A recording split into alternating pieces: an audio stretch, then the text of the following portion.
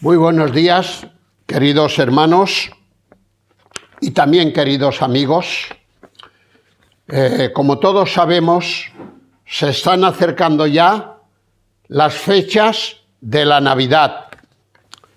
Y aprovechando este momento, quisiera compartir con vosotros un escrito que bajo mi punto de vista es más que hermoso.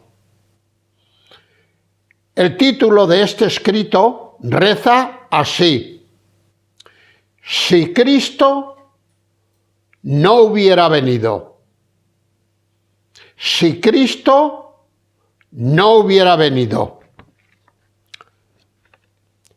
Hace algunos años se publicó una postal de Navidad que llamó mucho la atención.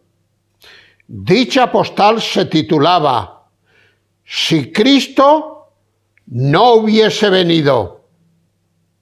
Tenía su fundamento en las palabras de nuestro Salvador. Si yo no hubiera venido, palabras que están recogidas en el capítulo 15 del Evangelio de Juan. Si yo no hubiera venido. La postal representaba a un pastor evangélico que en la mañana de Navidad se había quedado dormido en su despacho y soñaba en un mundo en que Jesús nunca había venido.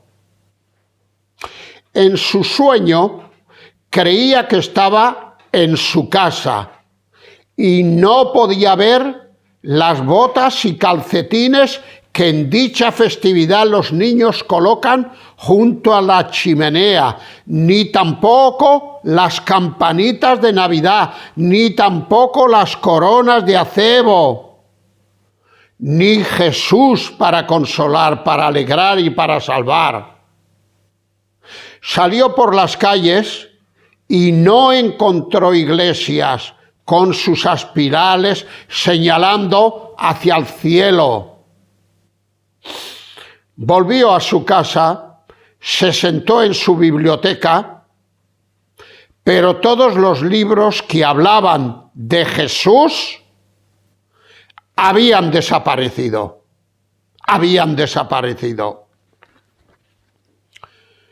Sonó la campanilla de la puerta y un joven le dijo que fuese a visitar a su pobre madre, ya que se estaba muriendo. Inmediatamente se fue con el hijo desconsolado para confortar a la madre. Y al llegar a la casa se sentó a la cabecera de la cama y le dijo: Hermana, tengo algo que podrá consolarla. Abrió su Biblia para buscar una promesa del Señor, pero ella terminaba en Malaquías, que es el último libro del Antiguo Testamento, y no había nada del Nuevo Testamento donde se explica la vida de Jesús en esta tierra. Tampoco había ni evangelios, ni promesas de esperanza, ni de salvación. No había nada.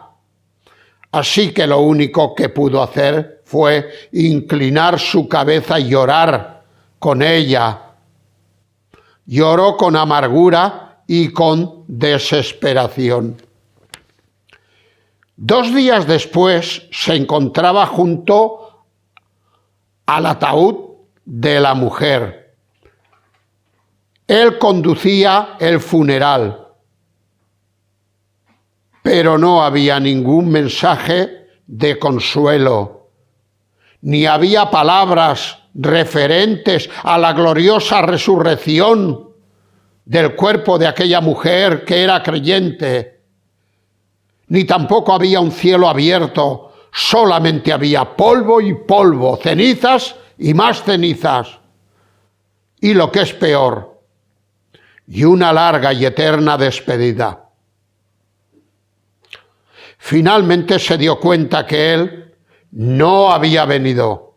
Si yo no hubiese venido, dijo el Señor Jesucristo. Y comenzó a llorar amargamente en su sueño pesaroso. De repente despertó. Un gran grito de gozo y alabanza salió de sus labios cuando oyó cantar al coro de su iglesia que estaba junto a su casa.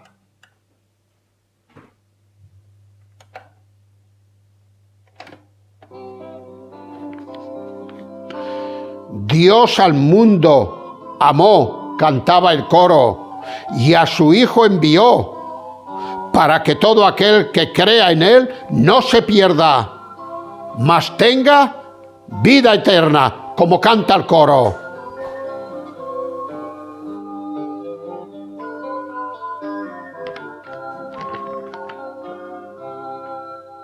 Dios al mundo amó, a su Hijo dio, para que todo aquel que crea en Él no se pierda, mas tenga vida eterna.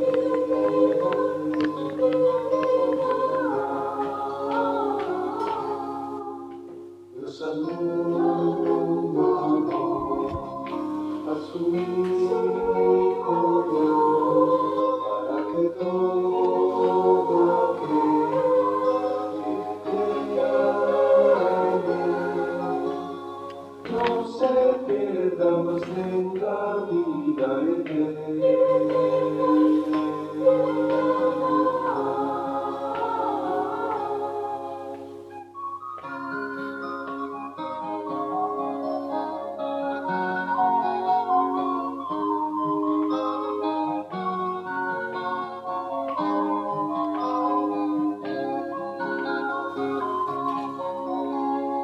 no se pierda, mas tenga vida eterna.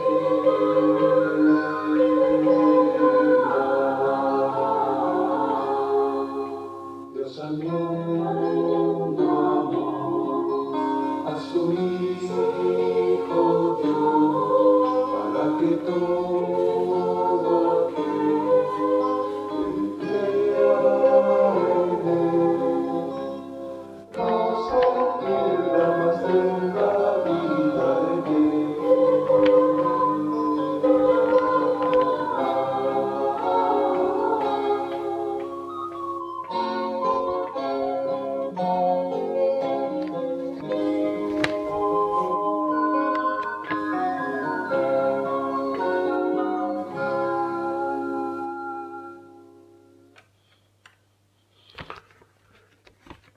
El himno número 283 de nuestro himnario evangélico dice lo siguiente: despertémonos del sueño como aquel pastor. Somos hijos de la luz. Nuestras vidas entreguemos al servicio de Jesús. Es toda una invitación hacia los creyentes que ya hemos creído en el Señor Jesús, y se nos insta a despertarnos del sueño, como aquel pastor, a despertarnos porque somos hijos de la luz, no de las tinieblas. Y nuestras vidas debemos entregar para servir a Jesús. El apóstol San Pablo, en el capítulo 13 de la carta a los Romanos, versículo 11, escribirá lo siguiente: es ya hora de levantarnos del sueño, de levantarnos del sueño. Y añade: porque ahora está más cerca de nosotros nuestra salvación que cuando creímos. Sí, queridos hermanos, ahora está más cerca nuestra salvación de cada uno de nosotros que el día que creímos. Yo creí en el Señor Jesucristo a los 18 años. En la actualidad tengo 78, a punto de cumplir 79. Por lo tanto, han pasado ya 60 años. ¿Y en qué fecha está más cerca la salvación completa? ¿Cuando tenía 18 años o ahora que casi tengo 79? Pues ahora está más cerca de nosotros la salvación. Nos queda menos recorrido. Hay mucho recorrido que ya hemos andado.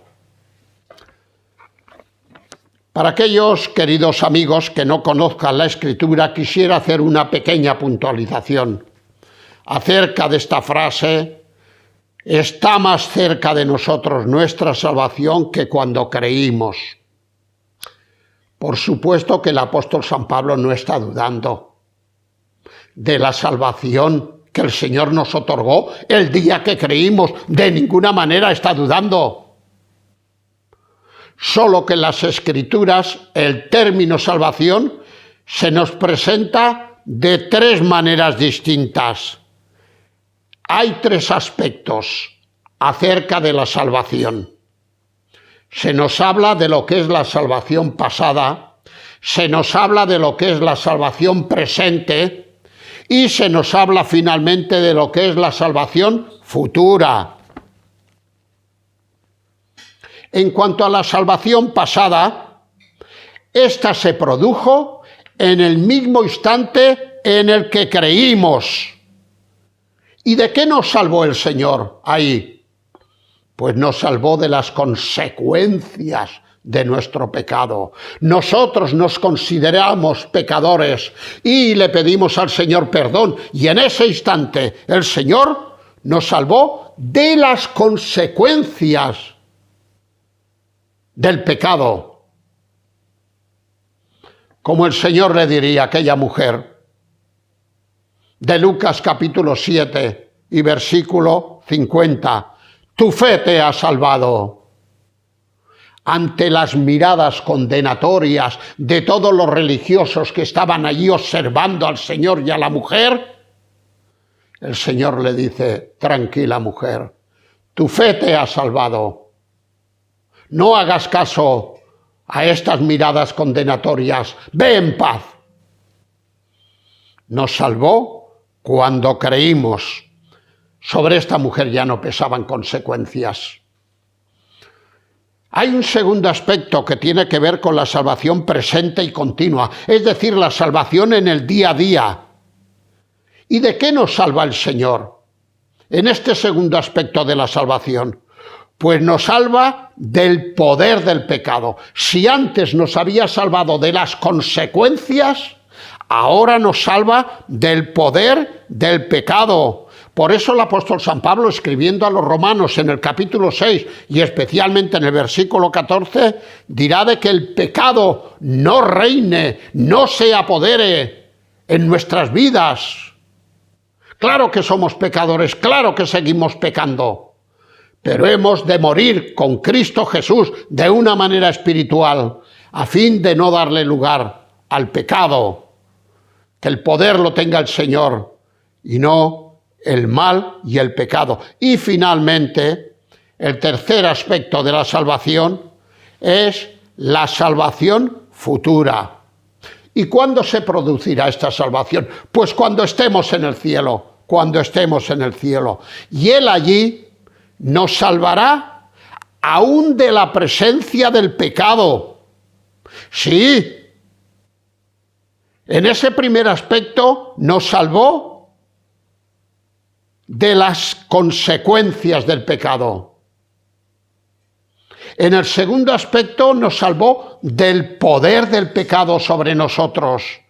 Y cuando estemos en el cielo nos salvará aún de la presencia del pecado, como leemos en Apocalipsis capítulo 21 y versículo 4, dice de que ya no habrá más llanto, ya no habrá más dolor, Dios enjugará toda lágrima de nuestros ojos, porque estaremos ya en el estado de perfección, en el estado de perfección. Y ahora, dejarme que os lea un himno muy hermoso un himno muy querido por mí, porque en mi iglesia madre lo cantamos en coro, y nunca me olvidaré yo de este himno. Hace poco estuve invitado para celebrar el 75 aniversario de la fundación de esa iglesia, y pude abrazarme con hermanos que cantaban en el coro como yo, que están en mis años 80 o así, y recordábamos estas cosas y nos reíamos mucho. Es el himno 23.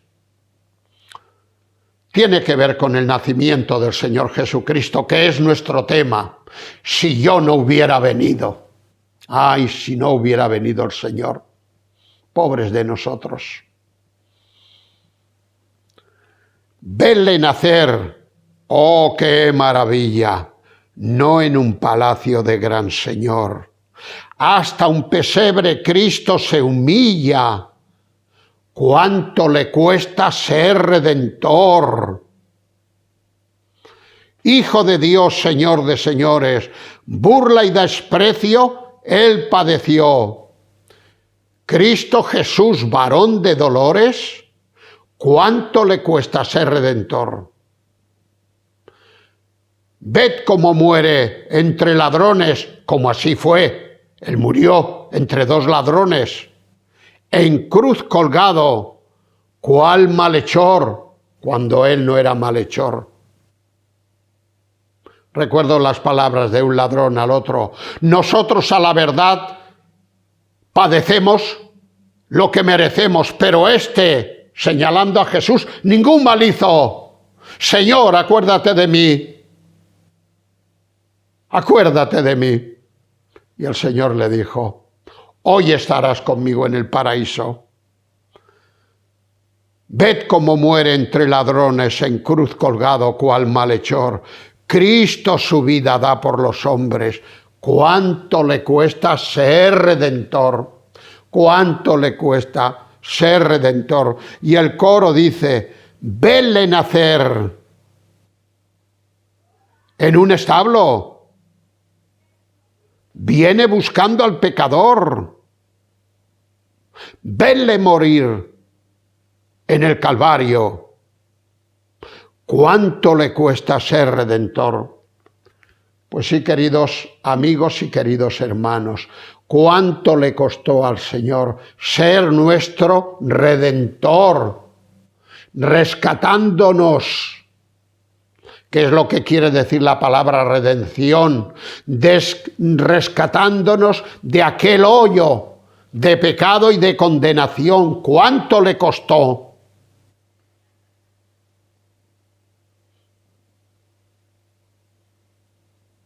Cuando la Trinidad creó lo que está creado,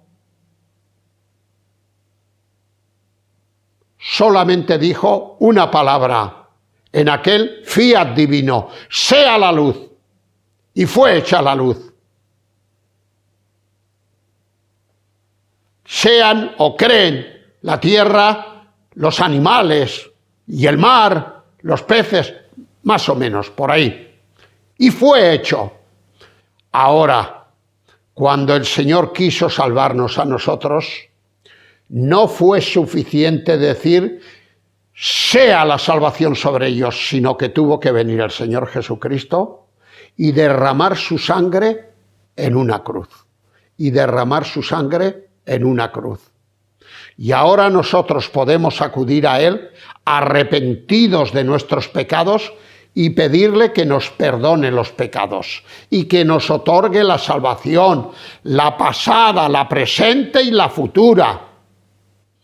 Y dicho lo cual, vamos a terminar como siempre en oración al Señor. Señor y Padre, te damos muchas gracias por la Navidad. Te damos las gracias porque el Señor, tu Hijo amado, sí que vino a esta tierra. Y no vino para sentarse en un trono, no vino para que le rindieran los hombres pleitesía, vino para que lo menospreciasen y lo llevasen hasta la cruz del Calvario y allí derramar su sangre cuando Él era inocente por todos nosotros. Muchas gracias, Señor, porque si tu Hijo amado no hubiera venido, todavía estaríamos en nuestros pecados. Sin embargo, porque ha venido, el apóstol San Pablo puede escribir, como en la carta a los Romanos capítulo 8, ahora pues ninguna condenación hay para los que están en Cristo Jesús y nosotros estamos en Él, porque le hemos pedido perdón de nuestros pecados. Muchas gracias, Señor. Ayúdanos estos días a celebrar la Navidad, no olvidándonos de ti, como hacemos tantas veces, o por lo menos el mundo que no te conoce hace. Ya está bien juntarse como familias y comer juntos y beber buenos vinos, cava o champán y polvorones y mantecados y neulas, como decimos aquí en Cataluña. Ya es bueno todo eso. No, el Señor, tú no tienes nada en contra de eso, pero por favor, Señor, hay cosas más importantes que estas, que es de las que nos olvidamos frecuentemente, y es pensar en aquel niño que nació en un pesebre, cuando pudo haber nacido en un palacio, en un gran palacio. Hasta este extremo se humilló tu Hijo. Así pues, Señor, que podamos honrarte y glorificarte en la celebración de la Navidad en estos días.